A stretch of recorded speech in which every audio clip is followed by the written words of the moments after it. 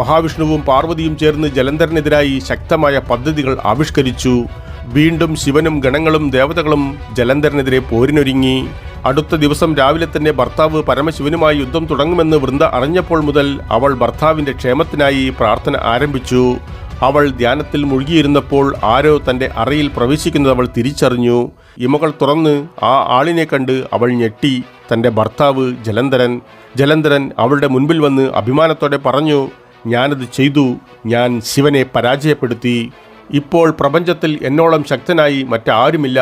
വൃന്ദ മഹാവിഷ്ണുവിനോട് നന്ദി പറയുവാൻ ശ്രമിക്കുമ്പോൾ അവൻ അഭിമാനത്തോടെ പറഞ്ഞു, ഭർത്താവിൻ്റെ വിജയത്തിനായുള്ള ആഘോഷങ്ങൾക്ക് തയ്യാറെടുക്കുവിൻ. അതൻ നിമിത്തം വൃന്ദ പ്രാർത്ഥന പര്യവസാനിപ്പിച്ചു.